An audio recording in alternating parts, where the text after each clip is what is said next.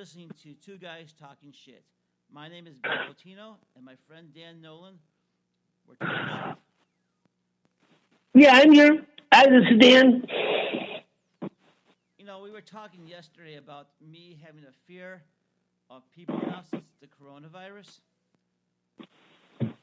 And I was wondering, what do you think? I saw two ladies, really. One was with pink hair. I love pink hair. But she had no mask, and it really freaked me out. And what do you think about that? Well, when you told me that you had like a major anxiety attack, it kind of brought up a lot of the curiousness in me because I see a lot of people with a lot of fear. I think it's just a fearful thing to do to just go out because you honestly don't know if you have it, you don't know if you haven't had it, and you certainly don't know what's going on across the aisle to the person you're speaking to. At the store, I am totally getting, stay out of my 6 foot range. Just stay out of my 6 foot range and I'll be good with you. But there are people who are, like yourself, who have a physical change within them. And I'm not going to say it's unusual. I got to tell you, because this thing is so new, it's going to be new to everybody. When was the last time you've been through an epidemic, Ben? Never had that. But I'm trying to keep it from going. I'm trying to keep myself from losing my shit too, because I don't know, and I think that's where all the fear is the unknown. The things that are going on around us. Maybe I've lost my brother-in-law through this pandemic, so maybe that was the other reason too. A family member passed away from this pandemic. Maybe that's the other reason too. Well, sure. Somewhere in the back of your psyche, you're telling yourself, if I get that sick, it's going to happen to me too. I don't want that. Well, yeah. I certainly don't even want to get sick. I don't want to be near sick people. It's like a fear or maybe an awareness. But if I was, in a situation in a public place where somebody could be making me that sick and I don't know it, I got my guard up. I'm not going to throw punches at anybody, for not wearing a mask, but I'm certainly going to stay as far away from them as possible. That's our only guard is a mask. Just wear the mask. It's kind of hard for people to wear a mask, I think. I don't know why. I have this fear since my brother-in-law Mike passed away, and I don't know if it's psychological or what, but every time I see a person without a mask, I ask him, and I even went to the grocery store. I'm not going to mention the store, but the management said, well, if you feel afraid, call the police. And I said, well, I don't know if it's a police action, but it's certainly a social interaction. Do I want to interact with somebody who's going to possibly kill me? Hell no. No. That's my big fear. So, how's the weather in Indy doing, my friend? We got 50 degrees today. I got the cover off the bike. I'll be riding a little bit today. I got a couple of things in town I want to do, and it's no better reason to get out, get some fresh air in you. And I think that's where a lot of my anxiety has been coming from, is that my schedule has been deeply impacted. I'm up and going. I'm meeting people. I talk to people. I go to groups. I go, this staying in is supposed to be the best. It's not good for business. I'll tell you right now, I don't like staying in. Me either. I've never stayed in so much in my life, and I'm just getting so feared. If anybody who has a fear or feels like I do, you can send us a Gmail at twoguystalkingshit@gmail.com. Any comments or anything? Yeah, I'd like to hear where your anxiety is coming from. And if you've had COVID and you still have anxiety or fears, shoot us an email. We'd like to see what we can do to help you and help others who are in that same situation, because we're all in this together. Yeah, it's a big thing. So what else plans do you have today, my friend? Today has become a training day. Everybody who I was supposed to train on Wednesday, for whatever excuse or another, they all moved it to today. So I've been nothing but training. It's like as soon as my training's done with my crew, I'm out of here. I want to get on my ride. I want to get out of here. I know how you feel. I know how you get some wind in my hair, because this staying in crap is just for the birds. I agree. But I think it's our only escape. I think so too. It's just a big fear. I mean, my wife and I went to. I told you we went to a grocery store when we were shopping, and we were like working on our house, and it was like I saw my neighbors walking by with no masks on, and then one guy's talking to me, and so I turned my back behind. He was talking to my back when I was talking to him, because he had no mask on. So I don't, it's just the biggest anxiety attack I've been having. So I don't know what else to say. Well, I was hoping that things would be better by now.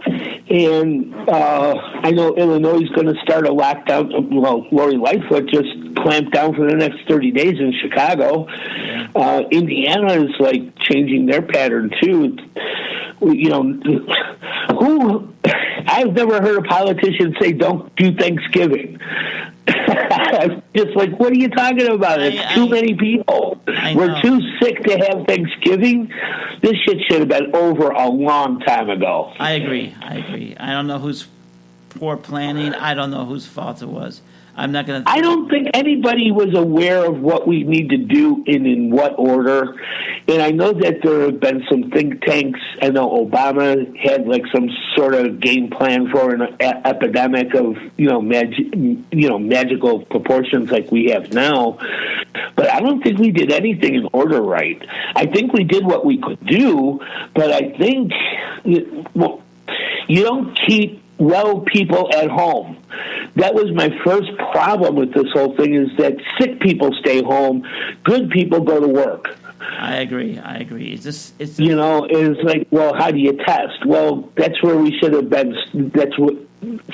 Hey, if you guys are going to do something, test first and separate the ones that are sick from the ones that are not.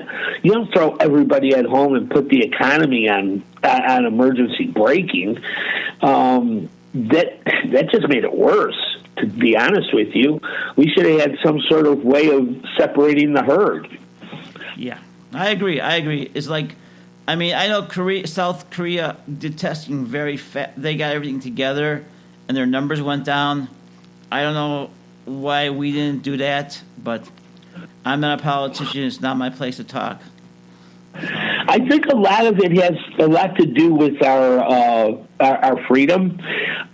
We have the freedom to come and go as we please. We have the freedom to do this, that, and the other. And I know some countries don't have as many freedoms as we do. But we're like cowboys. We're like rebels. We're like, screw you, you can't stop me, see? We're kind of people who really don't fit the mold of wearing a mask. Telling somebody to wear a mask is almost like, give me your gun. And it shouldn't be that bad. I mean, if we just kept it to ourselves and kept it to a minimum, this thing shouldn't be this bad. We didn't do it. That's our freewheeling lifestyle. That's just the way we are. And I can see why it's this bad, but I don't want any part of it. I'm done with it. I'm honestly done with this shit. I know. And then there's going to be a vaccine, and that's going to be coming up. And I know a lot of people don't like shots like I do, but are you going to take a vaccine when it just comes out, or are you going to wait 6 months or a year? And then you got the argument, is the vaccine going to kill me? Is the vaccine safe? Is the vaccine going to work? I can't hang my hat on 100% this is the solution. I think it's just going to be a solution for all of us to have to figure out for ourselves and to fend for ourselves, because our government let us down. It shouldn't be this bad. It honestly should not be this bad. Like you said, South Korea. We should have numbers that are, in proportion with that. But yeah, I was looking. I mean, there's people who have COVID who are now freaked out because they got COVID. Yeah, I mean, I'm glad President Trump is better from the COVID. I mean, all the stuff medicine he went through. I mean, but still, he still survived. I think he still has it because you hear how he talks and stuff like that. I wish him the best and much health.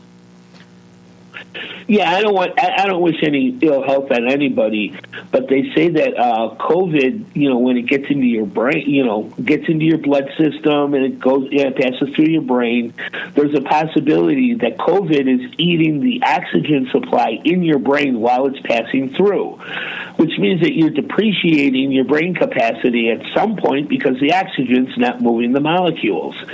So I'm thinking, well, shit, if I get COVID, I'm probably going to have it in my system.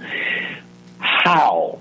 And I'm thinking, how is this affecting me? Am I, more lethargic? Am I more in fear of, different things that I was never in fear of? I can see how this is going to be a major psychological play, too, after this all is said and done, especially those who they're called long-term carrier, long haulers. They're people who have symptoms who last for months. How would you like to get COVID and not get over it? Oh, wow. I mean, I have asthma. Yeah, that's really... It's supposed to be 10 to 14 days. Suppose it goes on for 10 to 14 weeks. Yeah. And then that's gotta wear your brain down, man. I mean, that's heavy shit. Yeah, it is. And I don't think none of us were prepared for that part. And I don't think we're ready for the problems that we are going to have because of the aftermath. Yeah, there's a lot of side effects. This is going to last for years, dude. Yeah, there's a lot of side effects to COVID, too. I mean, blood clogs and people's heart going to have more heart problems and stuff like that. It's just, it's scary. I mean, everybody's on edge, I know I am trying to